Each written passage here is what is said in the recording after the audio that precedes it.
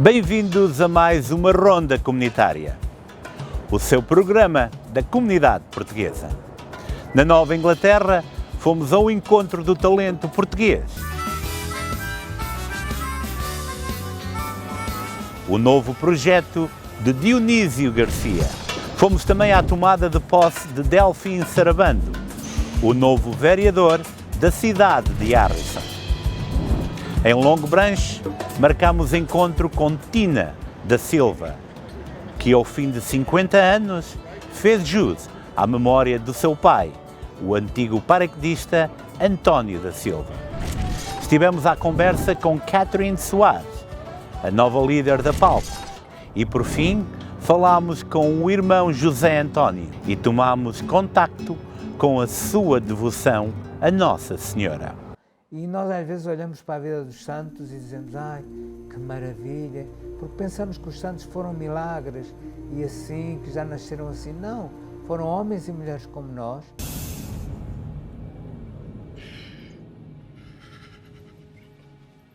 Este programa tem o patrocínio de Seabra Foods.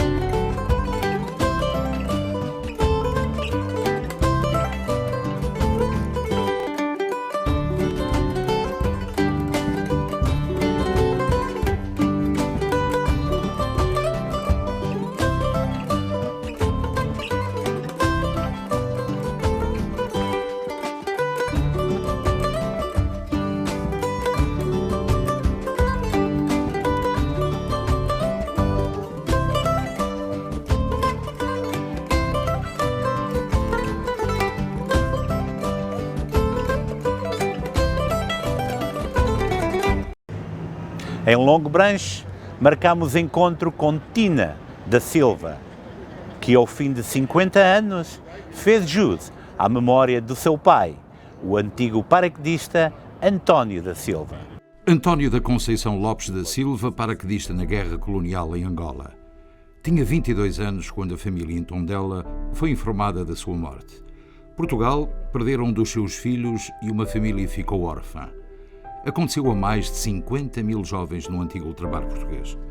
Mas no caso do António, a dor foi ainda mais profunda para a família, sobretudo para a filha, Tina da Silva, no tempo apenas com 2 anos. A minha infância não foi muito fácil, eu não tive uma infância fácil. Fui criada por meus avós. O luto desta portuguesa residente em Longbranch, aqui nos Estados Unidos, foi passado praticamente no futuro.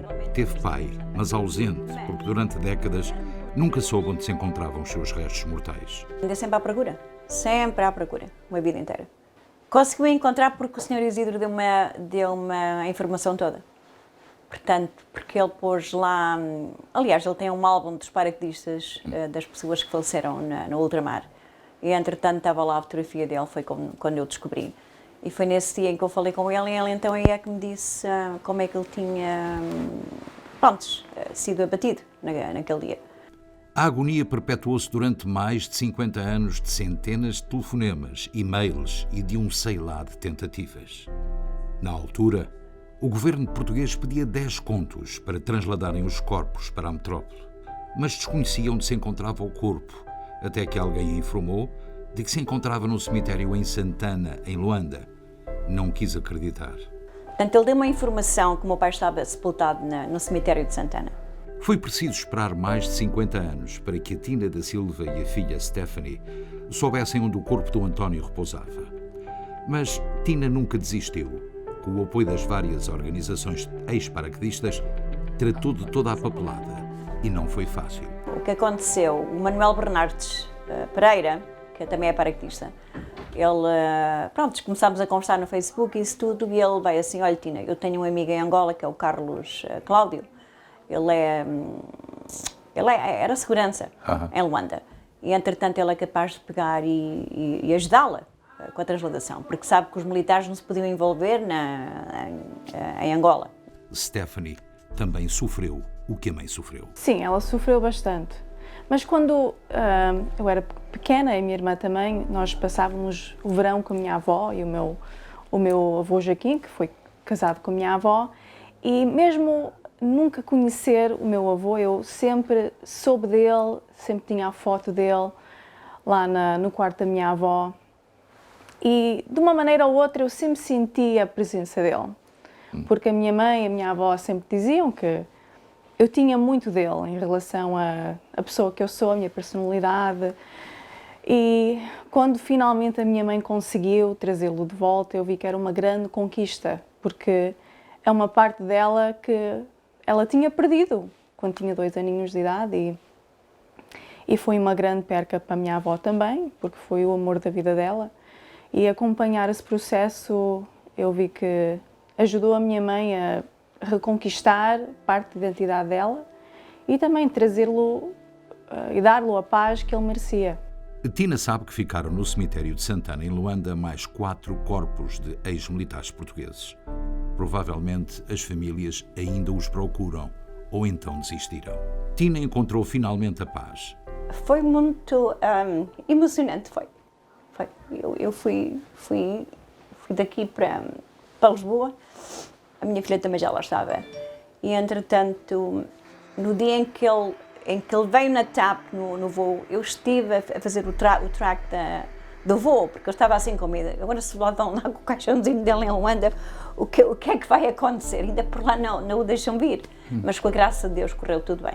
Eu estou em paz porque eu sei que ele está em paz.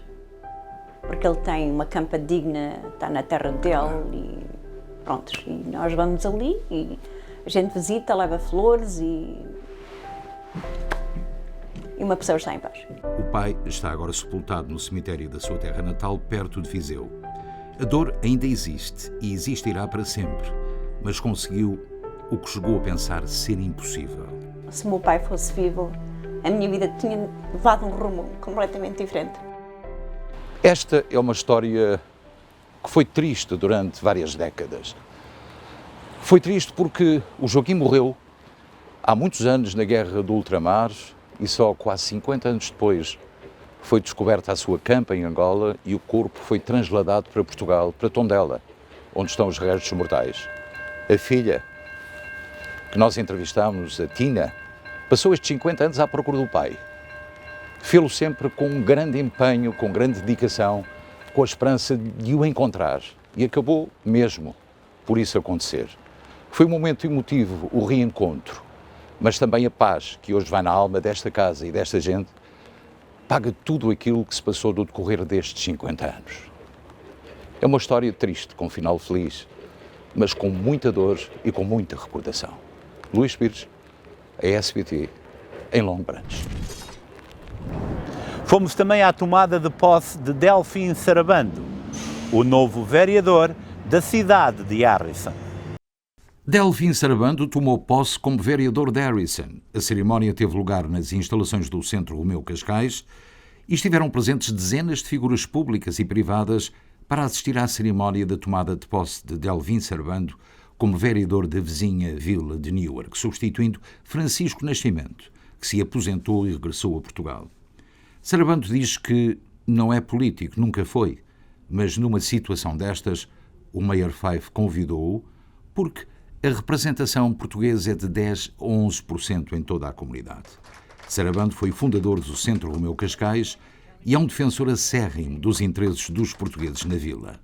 Não era bem os meus planos estar envolvido diretamente na política aqui na Vila de Harrison, mas ano passado, antes de ir para Portugal, como o Francisco Nascimento tinha pedido a renúncia porque se ia exaltar daqui dos Estados Unidos, eu tinha pedido ao comitê para realmente prevalecer um membro português na variação portanto, da Câmara.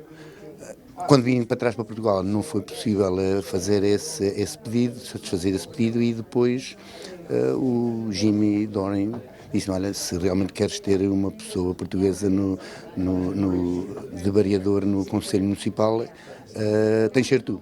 E então, quer dizer, não é que eu não esteja contente, não tenho orgulho nisso, tenho bastante orgulho nisso, de ser essa escolha. Estás com vontade? Não, estou com vontade. Eu estou aqui nesta vila há 38 anos, desde que cheguei aqui, desde que o meu irmão Alex Sarabando me deixou aqui, em casa dele, portanto, há estes anos todos, portanto, nunca mais mudei, não faço intenções de mudar para outra cidade. O tempo vai ser partilhado entre aqui, passar férias em Portugal, como sempre, mas a intenção é estar aqui até poder. O Mayor Fife não se escusou em dizer que no passado já tinha convidado Sarabande para o cargo, mas que ele nunca aceitou. We've asked him before, many years ago, and he told us, "No, I'm not really interested." But he was on, as he said, the planning board, the zoning board, a couple other boards. So he's always been a good volunteer for us. And this time, I don't know, he just said yes. Junto à irmã, Delfim Sarabande tomou posse no passado domingo. Quem assistiu teve a nítida ideia que nem tudo será igual no futuro de Harrison. Ainda bem que estava lá presente o mayor português, Alberto Santos de Kearney, que também disse o mesmo. Temos comunidades portuguesas muito grandes em Harrison, East Newark, Kearney e Warren Valley, Newark. É muito importante ter representantes dessas comunidades. É muito importante que as pessoas tenham os representantes nas câmaras que vão votar e para ter uma voz que conhece os problemas da comunidade. Delfim Sarabande vai trabalhar para continuar a dignificar a alma portuguesa em Harrison e mostrar que os portugueses ajudaram a dinamizar esta cidade e estão nela para continuar. O olhar decidido e o sorriso que todos lhe conhecemos estavam bem estampados no seu rosto. Aqui no Centro Romeu Cascais há muito sorriso, como podem ver aqui por trás de mim, desde o nosso querido Parque de Harrison, a toda a gente que está aqui atrás, muita gente ligada ao Conselho Municipal e à cidade. O que é certo é que, porque é que eles sorriem? Porque Sarabande foi um homem procurado há muitos anos para ser vereador desta cidade. Nunca calhou, ele disse mesmo que não tinha tendência política, mas com o vereador de Nascimento em Portugal, já reformado, Sarabande disse que, pronto, tinha chegado o tempo e, por fim, aceitou, porque vivem nesta town, nesta vila, mais de 10 mil portugueses. E daí o empenho que ele tem em tentar e querer continuar a ajudar a comunidade onde ele vive há mais de 30 anos. Esta é a história de um novo vereador e de um mayor empenhado também em participar com a comunidade portuguesa no futuro e no destino desta vila que está em franco progresso, que é Harrison. O Márcio dos Santos e eu, Luís Pires, estivemos aqui em Harrison, para a SBT. Estivemos à conversa com Catherine Soares, a nova líder da Palcos. A Palcos é a única organização a nível nacional que representa os interesses portugueses. Já sou membro da Palcos desde 2013, entrei para a direção em 2016 e em 2017 assumi o cargo de vice-presidente. E como estive muito envolvida, surgiu a ideia de eu assumir as funções de presidente. O que é que gostarias de ver concretizado no próximo ano? Em princípio, os planos da Palcos são da fundação de um fundo de doação, em que os donativos serão investidos para garantir a saúde financeira da Palcos, para continuarmos as nossas operações, como também lançar um programa Heritage Portugal, que será financiado por estes mesmos fundos, do Fundo de Doação, e o Heritage Portugal é baseado um pouco no modelo de o Birthright Israel, ou seja, um programa em que jovens lusodescendentes possam ter a oportunidade de ter uma viagem patrocinada pela Palcos para Portugal para conhecer as suas raízes, a cultura de onde vieram os seus antepassados, aliás, e ter mais ligação àquilo que faz com que sejam lusodescendentes. Portanto, esta juventude, essa nova segunda e terceira geração, é importante para uma organização como a Palcos? É claro que sim. Temos oportunidades de estágios, tanto dentro da Palcos como em empresas luso-americanas nos Estados Unidos, para que luso-americanos ou jovens luso-americanos possam ter experiência governamental, de administração de empresas, etc. Temos bolsas de estudo para jovens continuarem a sua educação a nível universitário. Vocês, portanto, têm também um papel preponderante junto dos luso-americanos que representam, portanto, Portugal ao mais alto nível, quer no Congresso, quer no Senado dos Estados Unidos. É importante uma organização nacional como a Palcos manter essa abertura e a proximidade com o poder de decisão para realçar ainda mais a capacidade e o ser português nos Estados Unidos. Mantemos um diálogo aberto com o Senado e a Câmara de Representantes, através do Friends of Portugal e o Portuguese American Caucus. E nós não podemos fazer lobbying, sendo um 501c3, ou seja, organização sem fins lucrativos, e o máximo que podemos dizer é que são estes os interesses da comunidade luso-americana. Continuamos a fazer tanto congressos, como recepções, como reuniões em Washington, para falar com eles, e estamos em constante contacto. Eles recebem as nossas newsletters sobre o trabalho que estamos a fazer. Vocês, o ano passado, lançaram uma grande campanha, Make Portuguese Count. Qual é o teu feedback dessa campanha e que resultados espera quando se souber os verdadeiros resultados que nos interessam? Estamos à espera dos resultados, porque até já pedimos recursos ao Governo Regional dos Açores, como também ao Ministério de Negócios Estrangeiros, para a análise dos mesmos dados. Portanto, esperamos que saia em breve. Como é que são as relações com o Poder Central em Portugal e o que é que esperas depois destas eleições que aconteceram há um par de dias? O nosso interesse é ser a voz da comunidade a nível nacional. O primeiro ponto de contacto entre a comunidade e o Governo de Portugal é a rede consular e a embaixada. E os serviços que a rede consular pode oferir aos mesmos constituintes, não é? Que estão fora. Acreditas que será possível uma gala em 2022? Estamos a tentar analisar as possibilidades de fazer uma gala de novo em Washington em outubro, para celebrarmos os 30+1. E então, nas próximas semanas, vamos ver se conseguimos averiguar as condições no que diz respeito à pandemia, para fazermos uma gala anual. Para terminarmos, ser membro da Palcos não é difícil? Visitar a palcos.org. Há vários níveis para serem sócios, mas o mais barato são $50 por ano, portanto menos de $1 por semana. E em breve, nas próximas semanas, vamos lançar na App Store, como também na Google Play, para quem utiliza o Android, uma app que é um misto de Facebook, Google e LinkedIn, em que o pessoal que adere e baixar a aplicação pode criar um perfil, haverá um newsfeed, um calendário nacional de eventos, desde matanças de porco até eventos nacionais, virtuais, etc. E esperamos que o pessoal também adere a isto, e isto será grátis para membros e não membros, mas o mais importante é tornarem-se membros, porque por $50, menos de $1 por semana, podem apoiar a única organização de cariz nacional. Visitando a palcos.org tem mais informação sobre isto. Catherine Soares, muitíssimo obrigado. Obrigado. Na Nova Inglaterra, fomos ao encontro do talento português. O novo projeto de Dionísio Garcia. Olha, isto faz parte da comemoração dos meus 50 anos de carreira, não é? Eu trabalho a solo, onde eu tentei desta vez envolver muitos amigos. É um trabalho separado do conjunto dos capitalistas. Pá, isto é um pouco de mim também. E então, as minhas raízes originais são de blues. Eu criei-me em Portugal, trouxe na bagagem para a América, blues, rock, enfim, um pouco por aí. E então eu sou um fã amante dos blues. É difícil e não sabes por onde ir. Então decidi gravar a semelhança que se faz aqui na América, Eric Clapton e amigos, e por aí, um pouco por aí, não é? Eu resolvi escolher 4 músicos na qual tenho plena confiança, digamos, de tocar com eles, que é neste caso o Torinho Henriques, que canta comigo, o Nelson, aliás, o Nuno Capataz, que é o conhecido tema dos chutes e pontapés aqui da área. Depois tem o Cabral, o Manel, que todos nós conhecemos, tocamos juntos em Portugal.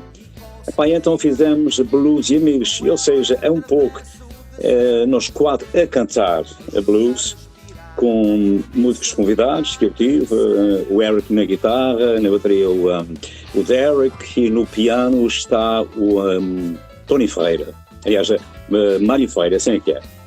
Epá, e nós fizemos aquela música no estúdio do Tony, com o Roberto Leonardo a fazer toda a produção.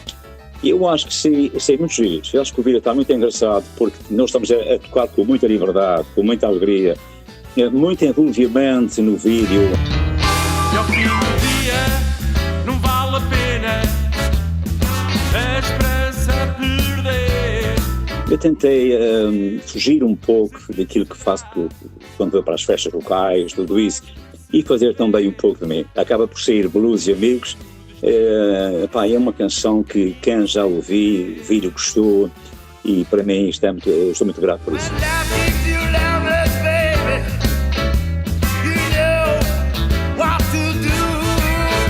A rádio é o meu maior desafio. E porquê?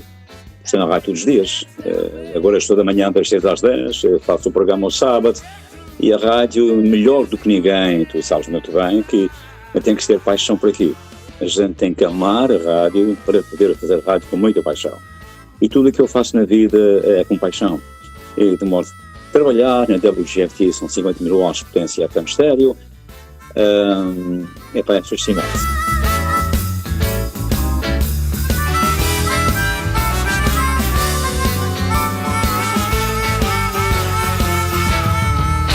O projeto não acabou, atenção. Os capitalistas continuam. E eu tenho em mão já uma digressão a Portugal este verão. Tudo isso é pandemia, não é? Abrandar um pouco e em termos de segurança eu posso ir lá. Isto é um trabalho e uma digressão que eu vou fazer em Portugal e também aqui em alguns sítios. Aliás, estou a planear ir a New Jersey também, há alguns contatos já. E, digamos, mostrar aquilo que eu gosto, aquilo que eu sou na realidade. Nada contra a música popular, atenção, não quero que me possa interpretar mal, não, eu gosto da música popular, gosto de tudo isto, mas um pouco de mim, um pouco daquilo que eu cresci e vivi, é o retrato, digamos, neste trabalho dos 50 anos de música, mais em concreto neste Blues e Amigos. As coisas acontecem, há dias assim, isto quando sai mesmo. E por fim, falámos com o irmão José António e tomámos contacto com a sua devoção a Nossa Senhora. Irmão, bom dia, obrigado por esta oportunidade. Eu é que agradeço. Quem é o irmão José António? Quem sou eu? Bem, eu posso dizer que eu sou alguém que vive a minha vida como consagrado, neste momento numa experiência diferente, mas vivo a vida tentando ser um exemplo, sendo um testemunho de vida para os demais. Queres saber o segredo do coração de Deus? Volta a olhar o amor pela primeira vez. Tenho mestrado em Teologia, uma especialização em pastoral, em Teologia Pastoral. Temos Nossa Senhora como Rainha de Portugal, mas sobretudo como Mãe Querida, e então eu quis estudar muito para além daquilo que é a nossa tradição, que é os nossos costumes. Tu, que nas margens do lago não escolhes nem sábios nem ricos, queres somente Maria, através dos olhos de uma fé mais profunda e também através da teologia. E depois, sou apaixonado pela música desde que sou criança, que tive duas grandes referências que me despertaram para o fado, sobretudo para o fado, que foi a Amália Rodrigues, porque eu sempre fui um apaixonado da Amália Rodrigues, e depois o Irmão da Câmara, porque se apresentava diante de mim como um ideal a seguir. Basicamente sou isto. Temos o privilégio de ter aqui a reflexão com o irmão José António, que combina as palavras que referiste há bocadinho com a música. Como é que surgiu este projeto? O que é que procuras atingir? O que é que achas que este espaço vai ocupar no meio da nossa comunidade? Foi-me proposto fazer alguma coisa nesta linha porque as pessoas muitas vezes procuram algumas respostas. E ao pensar nisto, eu penso que o positivo, e espero que estejamos a atingir esse objetivo, é dar uma resposta humana às questões divinas. O divino fica no âmbito da nossa igreja, dentro da porta é o divino, fora da porta é o profano, ou aquilo que não é divino, ou a nossa vida e a azáfama de todos os dias. O que é que eu pretendo, e o que é que eu pretendo fazer com este programa e transmitir é que tudo aquilo que nós recebemos na celebração litúrgica, porque a celebração litúrgica não é a nossa religião. A celebração litúrgica é o momento em que nós nos juntamos para celebrar aquilo que vivemos. Então aí recebemos o alimento para a vida. Falar das coisas naturalmente, sem grandes doutrinas elaboradas que as pessoas não possam entender, sem grandes ritualismos, mas que elas possam, no seu dia-a-dia, sentir que esta mensagem que nós recebemos através da liturgia, através da palavra de Deus, ela tem que sempre nos acompanhar e nos ajudar a transformar por dentro, sem grandes, deixe passar a expressão, beatices nem pieguices espirituais. Porque o caminho espiritual, ele tem que se fazer com o nosso ser humano, porque se nós procurarmos coisas que estão fora de nós não conseguiremos nunca chegar a lado nenhum. E nós às vezes olhamos para a vida dos santos e dizemos, ai, que maravilha, porque pensamos que os santos foram milagres e assim, que já nasceram assim. Não, foram homens e mulheres como nós.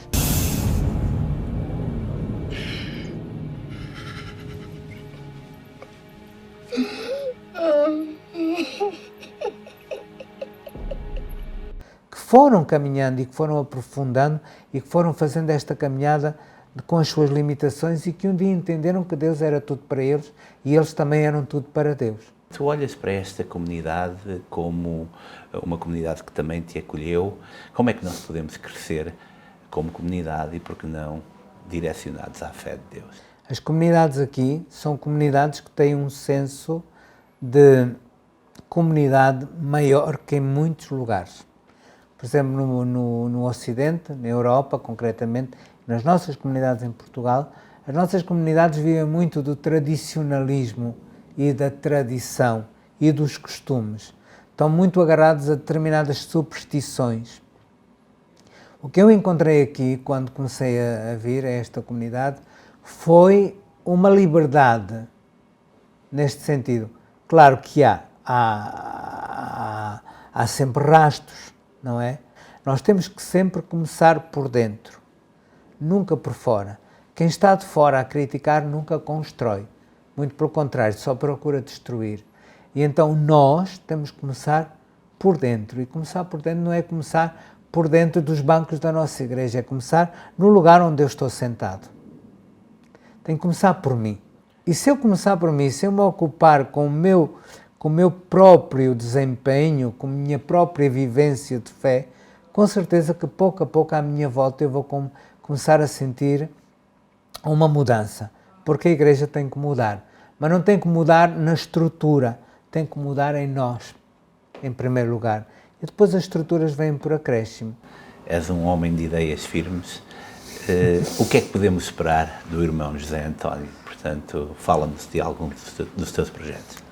Eu principalmente gostaria muito de fazer um trabalho neste sentido nas comunidades cristãs, sobretudo de língua portuguesa, ajudá-las muito a nível litúrgico, mas também a nível do contato com a Sagrada Escritura, porque os nossos padres, infelizmente, estão muito, muito subcarregados de trabalho, porque são muitas as solicitações, é muito o trabalho que eles têm e muitas vezes não podem, não conseguem, não têm espaço para dar aquela resposta a todas as solicitações que têm, apesar de terem leigos muito comprometidos e ao lado que trabalham com eles, mas que há sempre necessidade de uma resposta maior. E eu gostaria muito de fazer um tipo de missão nesse sentido. Sobretudo, gostaria muito de de propagar entre as comunidades cristãs aqui nos Estados Unidos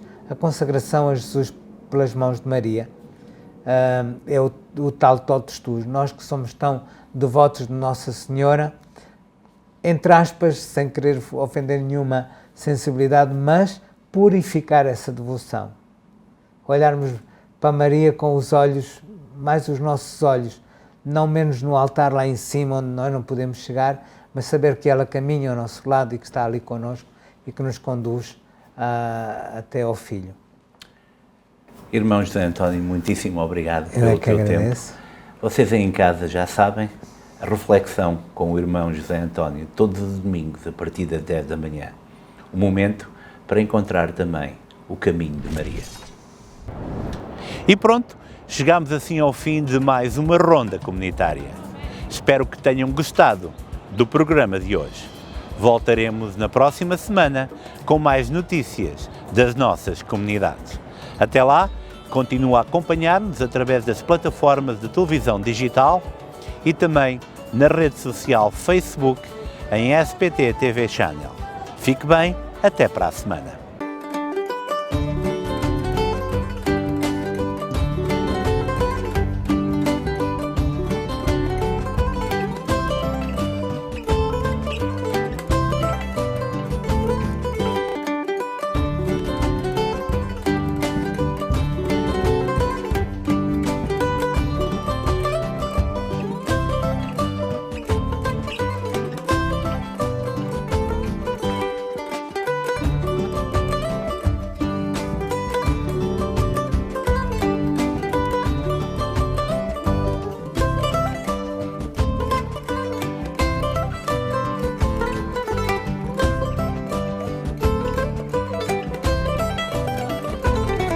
Este programa tem o patrocínio de Seabra Foods.